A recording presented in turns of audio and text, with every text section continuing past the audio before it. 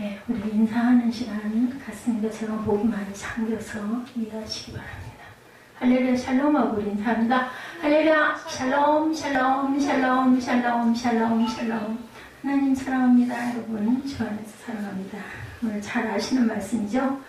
마가복음 8장 22절에서 26절. 사무엘 거기서 영상에 혹시 무슨 문제가 없나, 새 파일이니까 좀 살피세요.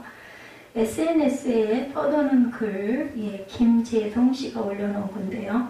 사촌이 땅을 사면 배가 아프다, 이렇게만 배우지 말자. 사촌이 땅을 사면 8살짜리 아이가 뭐라고 했을까요?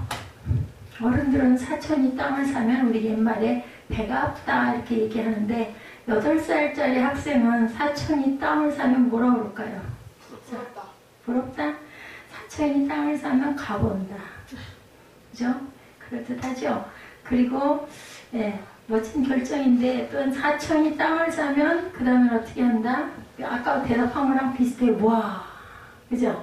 이제 순수해요. 응? 사촌이 땅을 사면 배가 아픈 사람들은 누구예요? 약올르고 샘이 나는 약간 나이가 든 사람들인데, 이렇게 어린 아이들은 와, 나 좀 가봐야 되겠다. 어디야? 이렇게 얘기를 한다는 거죠. 잘 샀다. 대단하네. 이렇게 할 줄 알아야 된다는 겁니다.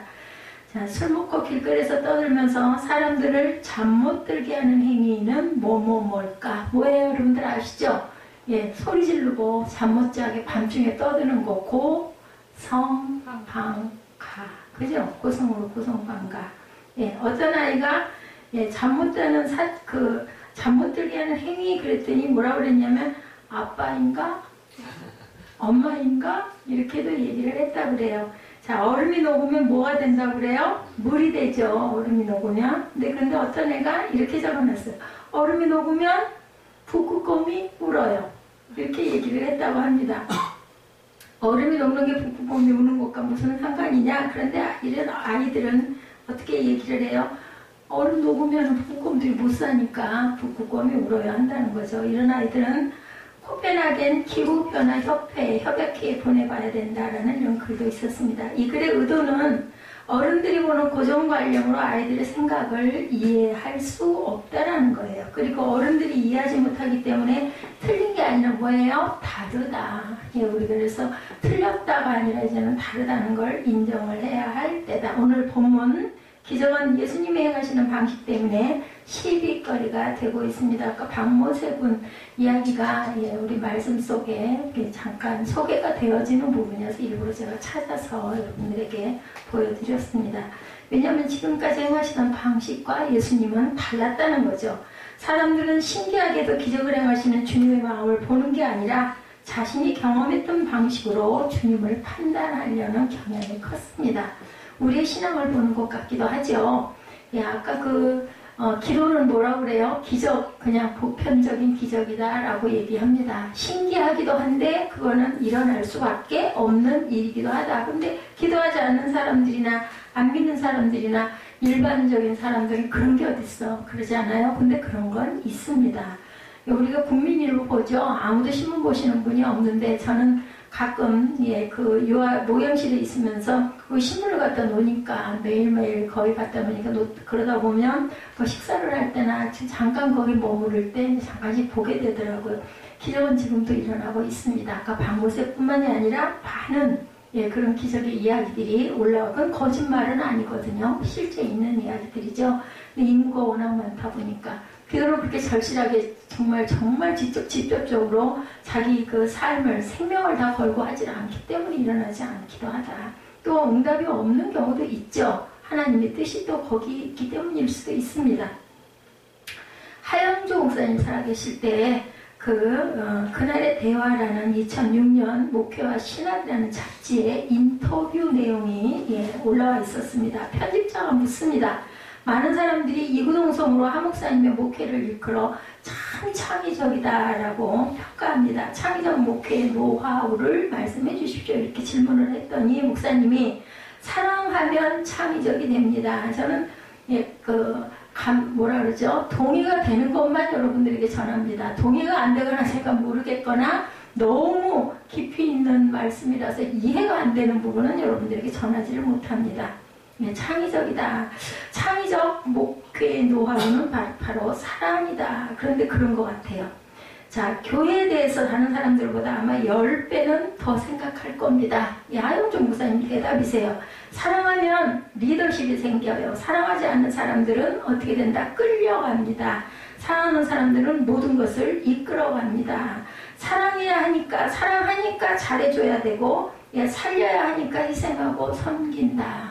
우리 뭐 사랑하면 약혼할 때, 결혼할 때 뭐 한다 그래요? 이벤트 한다 그러죠? 조금 있으면 이제 우리 아이들이 17, 18, 20 이때 되면 또 막 연애한다 그러고, 커플이 어떻고 이런 얘기 나올 것 같아요. 제가 보니까 아이스크림을 다 소리같이 다 나눠 먹자고 갖다 놓고, 청년이 열심히 그 여성이 먹는 아이스크림을 자기 건 먹지도 못하고 열심히 떨어지게 지켜보더라고요.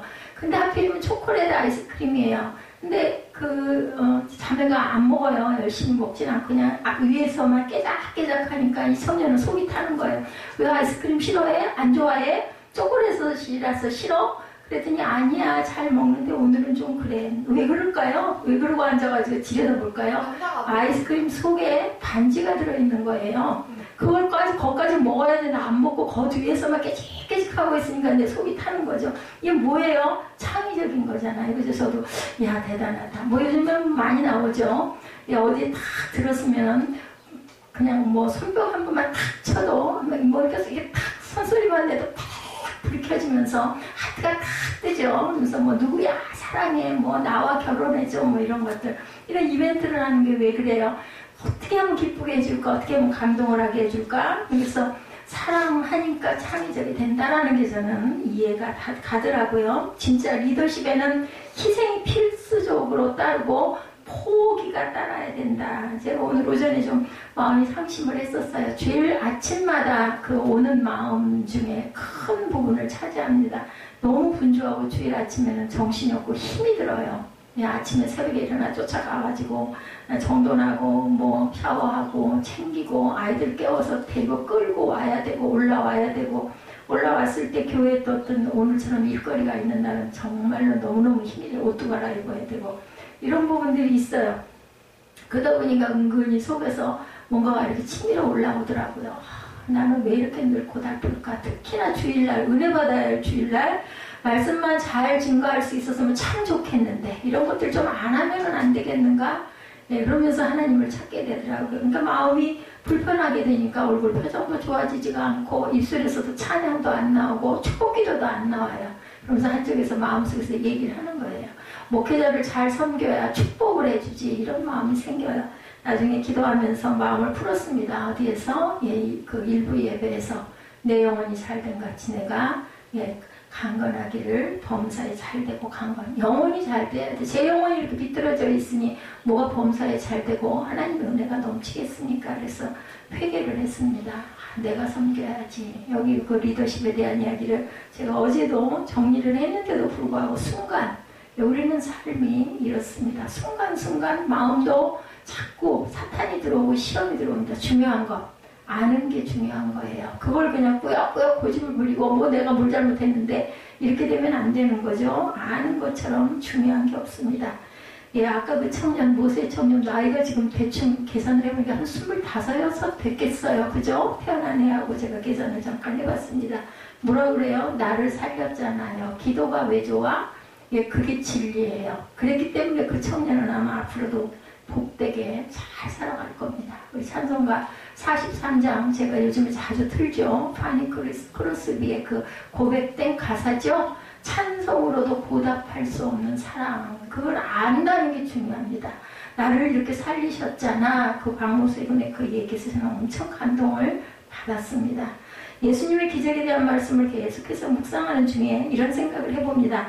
사람들이 이해할 수 없는 그 방식으로 행하시는 예수님에게는 뭐가 있구나? 아까 얘기한 것처럼 창의적인 사랑이 있구나. 근데 바리새인들이나 유대인들은 그걸 이해를 못해요. 뭘로 기준을 삼아요? 율법에다만 기준을 뒀기 때문에 결국은 예수님을 안식일날 일하신다 해서 모함을 하죠. 십자가에 못을 박습니다. 이런 일들이 일어난다.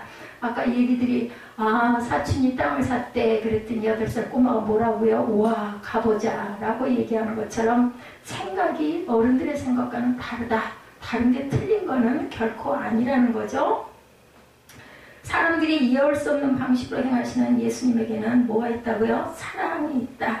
그래서 사랑하는 사람들 사이에서 이렇게 이벤트를 행하는 모든 것들도 바로 사랑에서 출발이 되죠. 그러다 보니까 뭔가를 자꾸 놀라게 해주고 싶고 감탄하게 해주고 싶은 마음이 드는 거죠.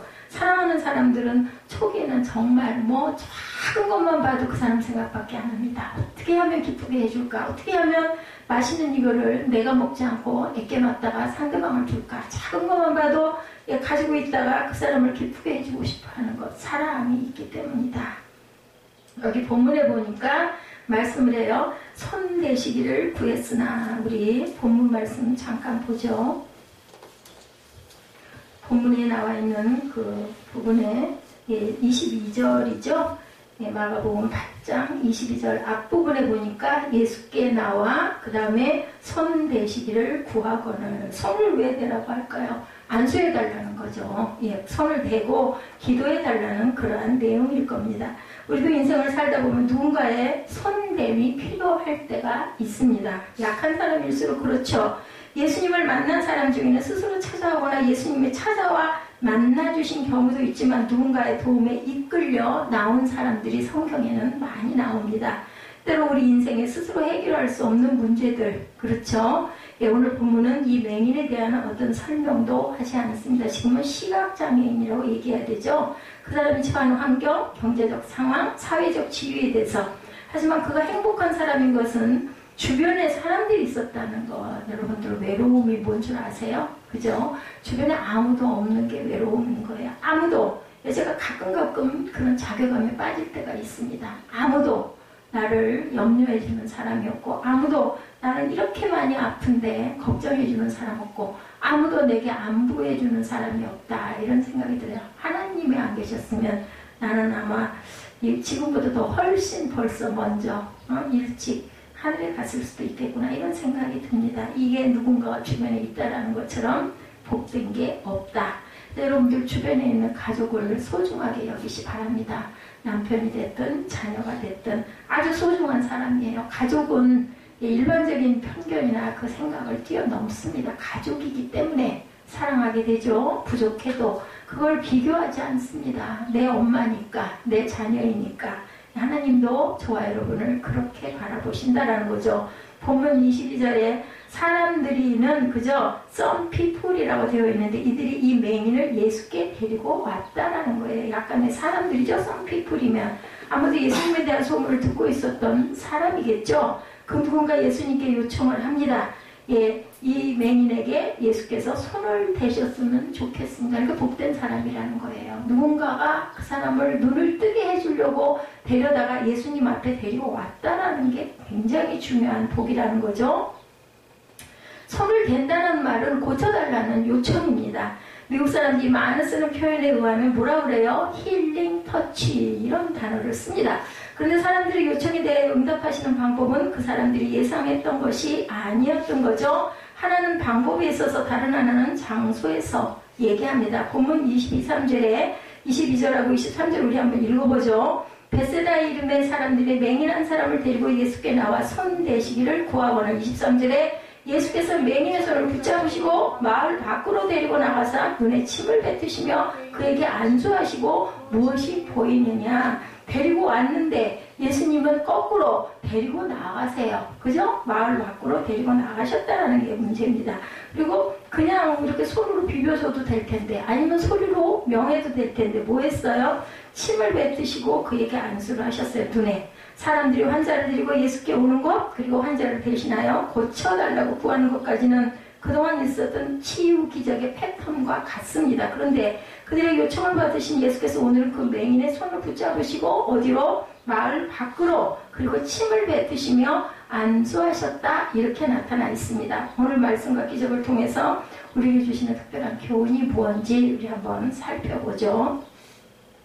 인간들의 지식과 과학의 발달을 보면 한 가지 중요한 패턴이 있는데, 공식을 만들어 대입하는 거예요. 그리고 모든 사람이 이해할 만한 이론을 만들어서 설득하는 건데 아마도 그것이 인간들이 느끼는 가장 편안한 방식이기 때문일 겁니다. 그런데 인간들이 만들어 놓은 공식과 이론은 계속해서 깨져요. 아까 의학이 갈 수 없는 부분 그곳에 곧 1%도 고칠 수가 없다라고 얘기했는데 만약에 그렇다면 선생님들은 수술을 하세요. 저는 기도를 하겠습니다. 만약에 이 아이가 깨어난다면 살아난다면 그것은 신의 영역이겠죠 라고 얘기했더니 선생님들이 그렇습니다 라고 대답했다는 부분이 있죠.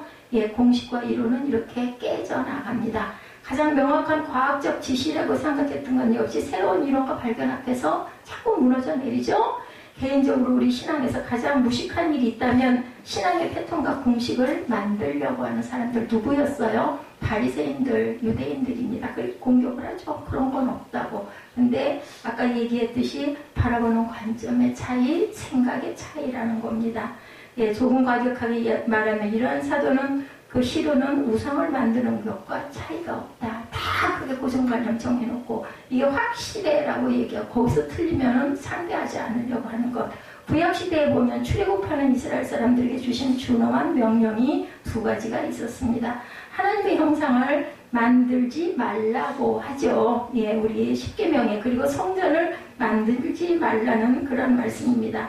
인간들이 하나님의 형상을 만들어 우상하는 것은 자신의 방식대로 하나님을 섬기고자 하는 의도였고 하나님께 순종하기보다는 우리의 영역에 하나님을 맞추려고 했다라는 겁니다. 신앙과 종교의 타락은 바로 이러한 태도에서 비롯합니다. 그래서 그런 얘기 있죠. 내가 복음 아니면은 내 기도를 하나님으로 움직여가지고 도깨비 방망이처럼 내가 원하는 것을 들어주시면 좋으신 하나님이고 응답이고 들어주시지 아니하시면 하나님은 안 계시고 이렇게 얘기하죠. 잘못된 거죠. 우상을 만드는 거예요. 도깨비 방망이를 만드는 겁니다. 하나님을 막 움직이려고 하는 거예요. 내 마음대로 조종하려고 하는 거예요. 내가 원하는 때 내가 바라는 걸 주어야 좋으신 하나님이라는 것. 이거 우상이죠. 이게 바로 샤머니즘의 기본이다. 신앙과 종교의 타락은 바로 이런 태도에서 비롯되죠. 이렇게 하면 병이 낫습니다 라고 말할 때 그것이 하나님의 유일한 방법일까? 아니면 자신의 경험일까? 경험이죠. 하나님의 방법은 아닙니다.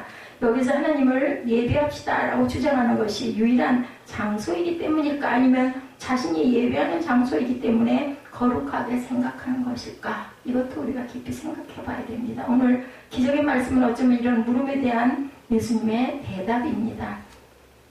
방법과 장소에 얽매이지 않는 분, 이유는 그분이 모든 일의 주권자이시기 때문이다. 살리시기도 하고 죽이시기도 하는 하나님, 생명을 잉태하시기도 하고 깨어나기도 하고 데려가시기도 하는 하나님이라는 거죠. 2016년에 성령님에 대한 말씀, 우리가 계속 16년, 17년 지금 오고 있습니다. 그 중에 가장 인상적이었던 것이 성령님의 역사는 우리의 방법과 생각이 머무는 분이 아니라는 것.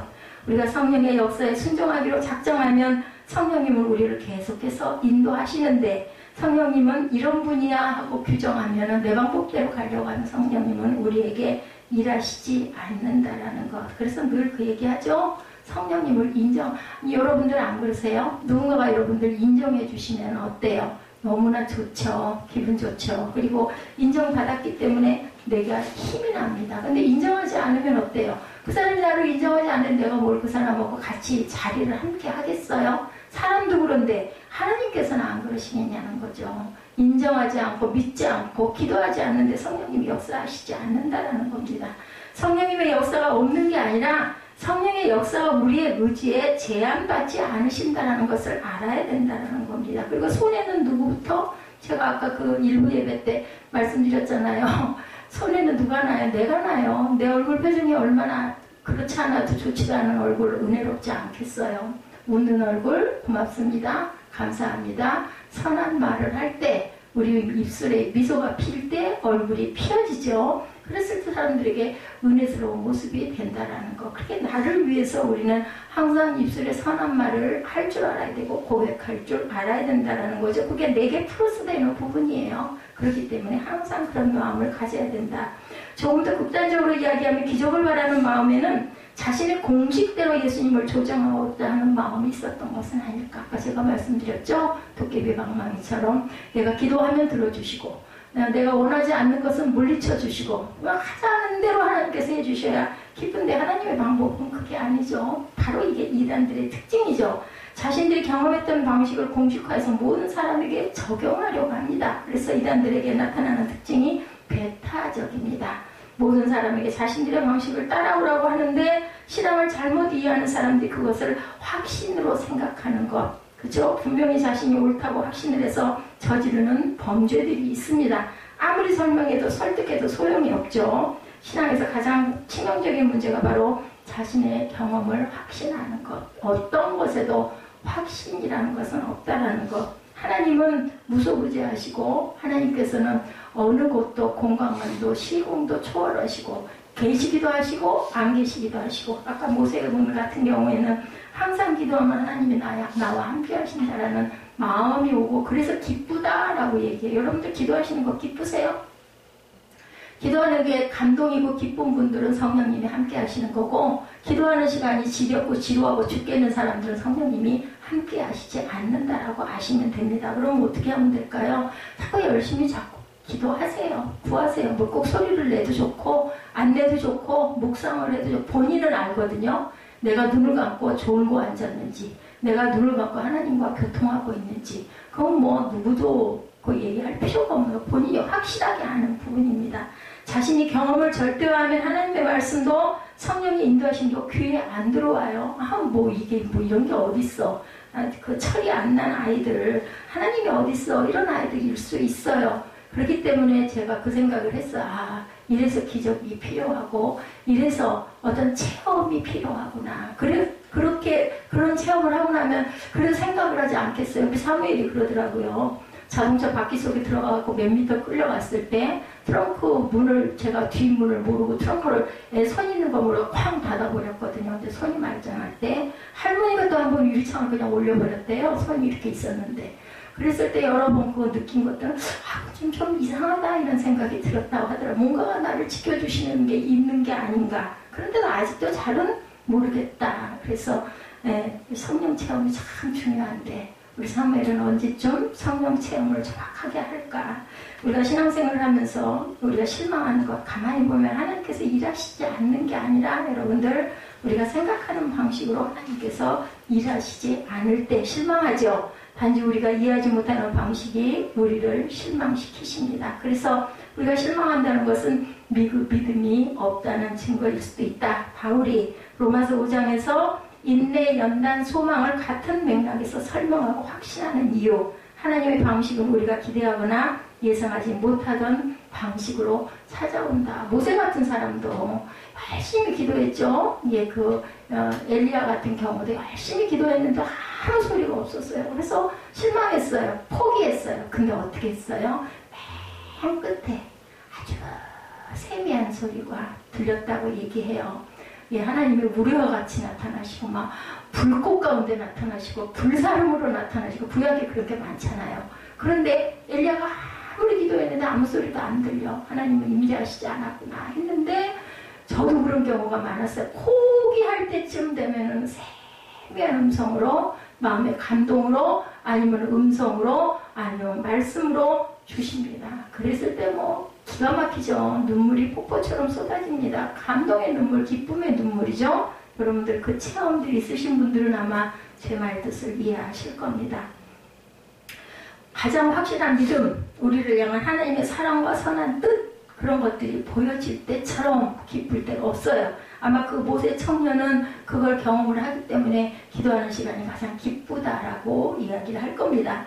우리의 소망, 그죠? 그게 바로 소망입니다. 그리고 그 시간이 지나고 나면 우리가 생각했던 곳이 아니라 다른 곳에서도 드러날 때가 있다.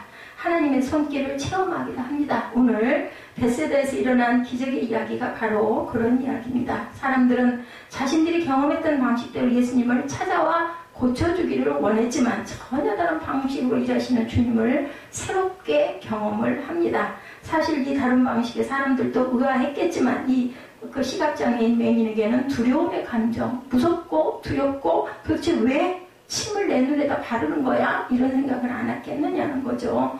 예수께서 맹인의 손을 붙들고 마을 밖으로 가셨을 때, 그죠? 그가 볼 수 없었기에 익숙한 마을을 벗어나는 것이 더욱 두려웠을 거예요. 앞이 안 보이니까 도대체 어디로 나를 끌고 가는 거야 이러지 않았겠냐는 거죠. 근데 중요한 것은 그가 불안해했을지 모르지만 주님께서는 그의 손을 붙잡고 계셨다는 것. 그죠? 예, 이 찬양 여러분들 아시죠? 주님이여 이 손을 꼭 잡고 가소서 약하고 피곤한 이 몸을 폭풍우감 속 해치사 빛으로 손잡고 날 인도하소서. 그러면 여러분 두려우세요? 안 들어오시죠? 제가 전에 그 얘기 말씀드린 것 같아요. 어린 날 기억이 참 안 잊히고 나이가 들수록 어린 날 그 생각이 납니다. 저는 예, 빛, 불, 그 환한 이 빛 좋잖아요. 이거 생각하면 그 어린 날 달빛이 나를 따라오면서 달님이 따라온다고 그러죠. 어렸을 때는. 그래서 도로를 환하게 비쳤던, 뭐 그 밤에 그 전에 11시, 12시 되면 아무도 차가 안 다녀요. 지금은 뭐 밤 2시에도 차들이 생생 다니지만, 그런데 그 아무도 안 다니는 그 어린 아이가 토박토박 걸어가는데 그 달이 환하게 비춰줘서 은빛이죠, 은빛. 그 속을 제가 막 노래를 부르면서 가던 그 기억이 납니다. 하나님께서 위에서 보시면서 얼마나 그죠 이뻐하셨을까 하는 생각도 듭니다. 안 무서워요. 제가 말씀드리려고 하는 거는 그 달을 보면서 노래하면서 문득문득 겁이 나는 두려움을 내쫓는 거죠. 뭐 하면서 열심히 큰 소리로 노래 부르면서 그 가사를 기억하면서 어렸을 때 그렇게 두려움을 쫓았습니다. 여러분 흑암은 두려움이에요. 그죠? 예, 폭풍 속에서도 내 손을 꼭 잡고 있는 하나님이 계시면 두려울 것이 없죠. 자전거 처음 배울 때 균형을 누가 자전거 잘 타는 사람이 탁 잡아주면 안 무섭잖아요. 그래서 다리를 막 움직입니다. 근데 만약에 혼자 탔어요. 비틀비틀 쓰러질 것 같고 무서워서 이 쩔쩔매다 보면 진짜 영락없이 엎어지더라고요. 스케이트도 마찬가지죠. 누가 붙들어주는 손길이 있으면은 아주 잘 나갑니다. 근데 그거 하다가 살짝 손 놔주면 그때부터는 당황하고 놀래가지고 중심을 잃고 엉덩방아를 찍기가 일수라는 거. 우리가 경험해보지 않은 곳으로 우리가 가고 있는지는 모르지만 우리의 손을 붙잡고 계시는 주님이 계시다라면 우리는 두려울 게 없습니다. 우리 주님께서 우리의 손을 잡고 어디론가 가셨다면 그것이 하나님을 만나는 곳이 아닐까? 여러분들 생각해 보시기 바랍니다. 제가 오래됐잖아요. 한 2달 이상 된 것 같아요. 그 검사 받는다고 왔다 갔다 하고 처음에는 되게 두려웠어요. 겁도 나고 앞도 깜깜하고 물질적인 보조도 안 되고 말마따나 무슨 보험이 들어져 있는 것도 아니고 이러다가 그냥 수술도 못하고 죽는 게 아닌가 이런 생각을 했습니다. 그런데 시간이 가다 보니까 두려움이 없어지고 오히려 거꾸로 무슨 생각이 드냐면 잘못된 부분들을 이렇게 드러나게 하셔가지고 고치게 하시고 식습관도 조금 신경 쓰게 하시고 이러시려고 이런 계기를 주셨구나라는 그런 마음이 기쁜 마음이 들더라고요. 우리의 삶을 보면 우리가 꼭 원했거나 계획했던 장소가 아닌 엉뚱한 곳에 와 있는 듯한 느낌이 들 때가 있습니다. 중요한 것은 그곳에 하나님을 만나는 귀한 체험의 장소가 되면은 되는 거예요. 골방일 수도 있고, 그죠? 아니면 내가 자는 잠자리 침대 위일 수도, 그게 꼭 기도원이 아니어도, 그게 꼭 성전이 아니어도, 아니면 운전하고 가던 어떤 일상의 어떤 시간 속일 수도 있고, 어느 곳일 수도 있다는 것을 우리가 생각할 줄 알아야 된다는 거죠. 낯선 곳에서 하나님을 만나고 인생의 변화가 될 수도 있습니다. 여행 갈 때, 좋을 때가 아니라 정말 길 잃어버려가지고 헤맬 때, 진땀이 흐를 때 등에서, 그럴 때 문득 그죠? 하나님께서 인도하시고 계시구나 하는 생각. 우리 기도하게 되잖아요. 뭐 잘 안 될 때는. 요한 웨슬리가 자기 사역의 실패를 경험하고 난 후에 올더스케이트 거리를 걷다 성령을 체험하고 어거스틴이 정원을 거닐다 하나님의 음성을 듣고 바울이 다메섹으로 가는 도상에서 빛으로 예수를 만나는 그러한 사건들이죠. 루터가 번개치는 들판에서 두려움 가운데 주님을 만나기도 한다라는 것. 우리 일상에서도 우리가 이렇습니다. 저 같은 경우에는 개인적으로 새벽 기도 속에서 그리고 골방에서 기도할 때 하나님이 저를 만나 주셨습니다. 특징들은 자신이 원해서 간 곳이 아닐 수도 있다는 겁니다. 주님께서 우리의 손을 잡고 계셨던 곳 나는 모르는데 하나님은 우리의 손을 붙잡고 일생에서 벗어난다는 것 2가지 차원의 문제인데 하나는 일상을 벗어남으로 인해 범죄하는 것 또 하나는 일상을 벗어난 곳에서 만나는 신비로운 체험일 수도 있다는 것. 우리가 잘 아는 다윗은 어느 날 화원역의 궁전 옥상에서 건너편에서 목욕하고 있는 여인을 발견하고 음욕을 품고 죄를 저지르고 맙니다. 삼손은 나시린이었음에도 한 여인에게서 헤어나오지 못하고 일탈에 있다가 모든 힘을 상실해버리기도 하죠. 그러면 이 일탈의 차이는 뭘까? 하나는 자신의 욕망이 무너져 일상을 벗어나는 것, 또 하나는 자신의 욕망을 이기고 일상을 벗어나는 것, 두 가지입니다. 자신의 욕망을 제어하지 못하고 벗어난 일상이 죄로 인도한다면 주님의 손에 이끌려 혹은 성령님에 이끌려 벗어나는 일상을 우리가 지금까지 경험해보지 못한 영성의 세계로 우리를 하나님께서는 인도하십니다. 이곳에는 뭐가 있어요? 과정이 분명히 있다. 23절이죠. 예수께서 맹인의 손을 붙잡으시고 마을 밖으로 데리고 나가사 눈에 침을 뱉으시며 그에게 안수하시고 무엇이 보이느냐 물으시니 쳐다보며 이르되 사람들이 보이나이다. 나무 같은 것들이 걸어가는 것을 보이나이다 하거늘 이에 그 눈에 다시 안시하심에 그가 주목하여 보더니 나아서 모든 것을 밝히 보는지라. 보면 이렇게 되어 있습니다. 일상을 벗어난 곳에서 예수님이 물으시죠. 무엇이 보이느냐. 예수님이 아셨을까요? 모르셨을까요? 아셔요. 아시면서도 물어봅니다. 나무 같은 것이 걸어가는데 사람인지 구분이 잘 되지 않습니다. 얘기하죠. 근데 주께서 다시 안수하심에 모든 것을 밝게 보시게 됐다. 한 번에 환이 안 보인다고 하니 다시 한번 안수하시죠. 많은 사람이 기대하는 기적의 공식과는 달랐다는 것이 중요하지만 과정을 통해서 이 사람을 고쳐가고 있었다라는 사실입니다. 이 부분에 대해서 신학자들의 논란이 굉장히 많다고 그래요. 왜 예수께서 눈에 침을 뱉으셨을까? 왜 예수께서 그에게 안수하셨을까? 왜 예수께서 한 말씀으로 고치시지 두 번씩이나 안수를 하셨을까? 이런 논란들이 많다고 합니다.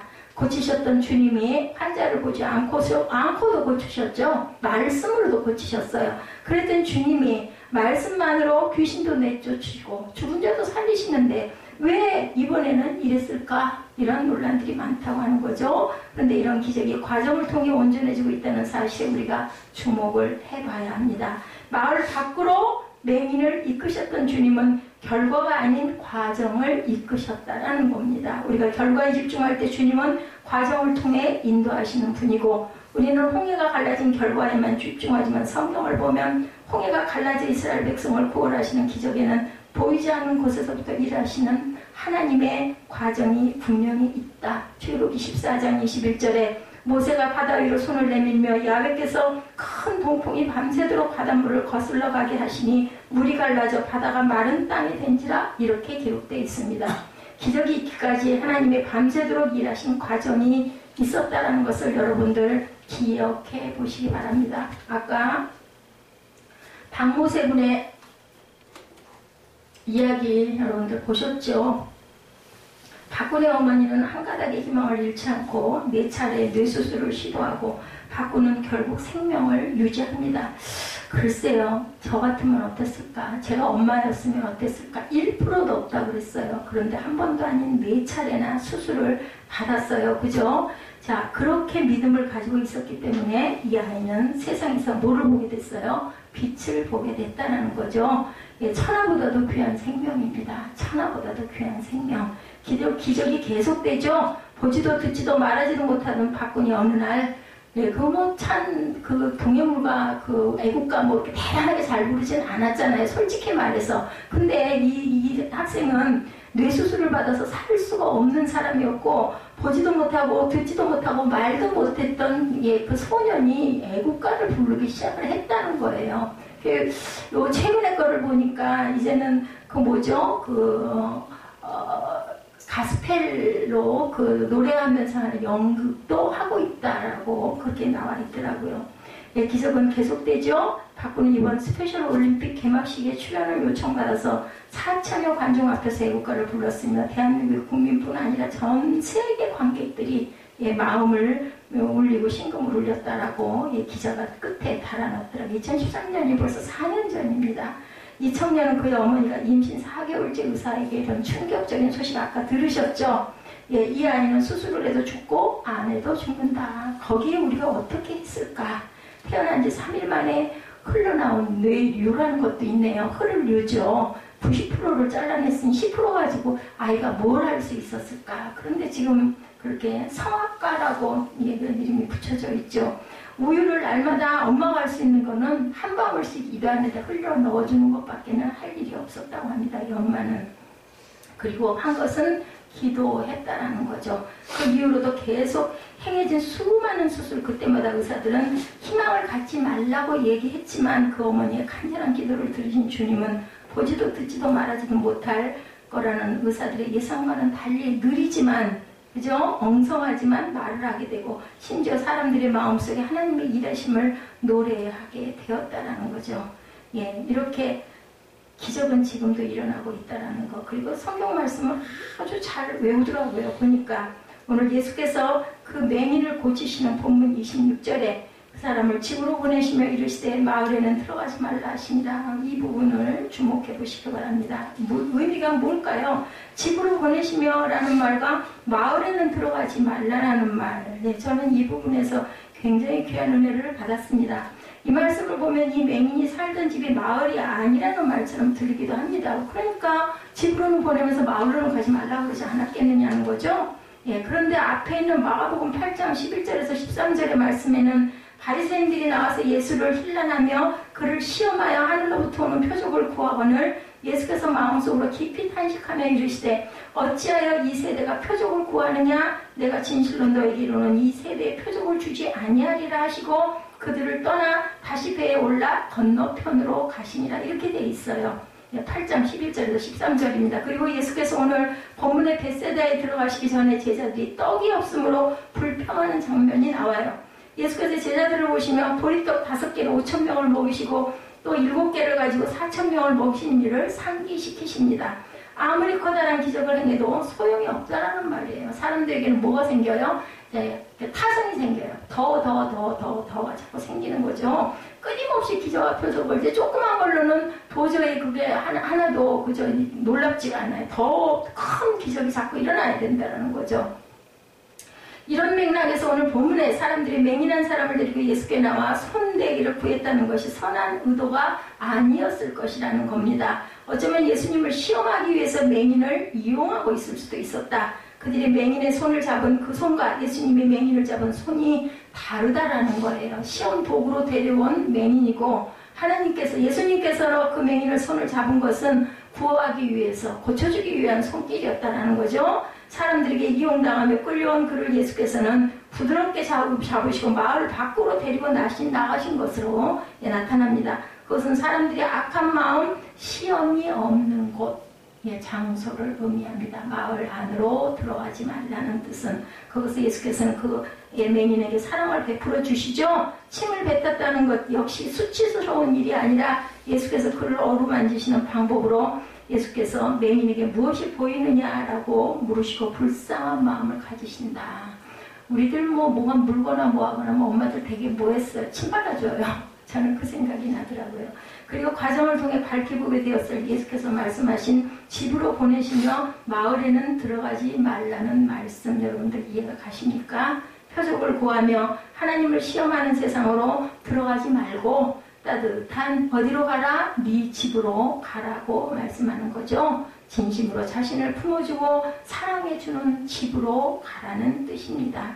너무 당연한 말씀인데 우리 모습을 보면 집을 떠나 마을 한가운데서 시험을 당하고 이용당하는 우리의 모습은 아닐까. 예수께서 맹인을 고치시고 원하신 것은 다시 그곳으로 돌아가지 말라는 것이었다라는 거예요. 다시 이용당하지 말라는 뜻일 수 있다는 것. 우리가 하나님의 은혜로 기적을 체험한다는 것은 조금 더 깊은 의미가 있다라는 생각을 해보시기 바랍니다. 죄의 본성이 있는 인간은 자꾸 어긋난 상태로 돌아가려는 경향이 있습니다. 어쩌면 우리가 경험하는 가장 절망스러운 것이 아무리 고쳐놔도 도와줘도 소용이 없다는 그런 말 여러분들 아시죠? 가난은 나라도 구제하지 못한다라는 거죠. 개인적으로 책임이란 말을 우리가 항상 깊이 생각해 봐야 됩니다. 책임이라는 말의 영어 단어는 응답하다와 능력이라는 ability라는 두 단어의 결합입니다. response와 ability. 또한 제가 좋아하는 단어 가운데 하나가 인격적. 저는 이 말을 참 좋아합니다. 이 말 역시 누군가의 관계에서 책임을 지는 거죠. 우리에게 책임을 지는 능력이 있다면 좋은데 부족할 때가 때가 너무나 많습니다. 그 부족이라는 말 가운데 손해와 희생을 감수하지 않고 싶어하는 마음이 숨어 있습니다. 책임지지 않는 전형적인 인간의 모습은 과연 어떨까? 그 기준이 누군가에게 욕을 먹지 않으려는 의도가 있을 때인데 자신에게 돌아오는 손해를 감수하려지 않을 때죠. 책임지고 싶지 않은 거예요. 책임진다는 것은 응당 옳은 일을 위해 결정할 마음이 있어야 하고 옳은 일을 위해 필요하다면 손해와 비난도 화살도 감수하겠다라는 각오가 있어야 된다는 거죠. 그래서 이제 집으로 가라 이 말씀이 저와 여러분에게 내가 속한 본질적으로 돌아가라라는 말씀입니다. 마을은 여러 사람의 이 속에 섞여 사는 곳, 마을은 온갖 권모와 술수로 이용당하고 이용하는 곳, 그리고 살아남으려면 진실할 수 없는 곳, 이제 새로운 세상을 살라는 거죠. 새로운 세상으로 가서 내가 변하고 세상을 보는 시선이 이제는 바뀌었으니까 그런 곳으로 돌아가 따뜻한 집으로 가라는 겁니다. 우리가 매일 일출을 보죠. 그런데 그 일출을 그렇게 감격스럽게 맞이하지 못할 때가 많습니다. 맹인으로 살았던 이 사람의 삶이 얼마나 고된 삶이었을까? 얼마나 힘들었던 삶이었을까? 이제 주님의 사랑과 도움으로 세상을 보게 됩니다. 이제 그가 보아야 하는 세상은 감격스러워야 하겠죠. 다시 세상으로 돌아가 영적으로 가려진 곳에서 사는 게 아니라 육적인 눈이 밝았으니 찬란한 영적의 삶, 부르심과 소명이 있는 삶을 살라는 주님의 명령은 아닐지. 예수님의 기적을 준비하면서 이런 생각을 해봅니다. 기적보다 중요한 것은 그 기적을 경험한 우리가 어떻게 살아야 할 것인가를 결단하는 것이라는 거죠. 여러분 삶에 경험했던 기적을 생각해 보시고 감격스러운 순간을 누리지 못하고 찬란한 영적 세계에서 살지 못하고 또다시 마을로 들어가 섞여버린 그런 인생은 아니었는지 묵상해 보시는 저와 여러분 되시고 우리의 마을은 어디고 집은 어디인지 깊이 영적으로 생각해 보시는 저와 여러분 되시기를 주님의 이름으로 축복합니다. 찬양하시고 결단의 시간 갖도록 합니다.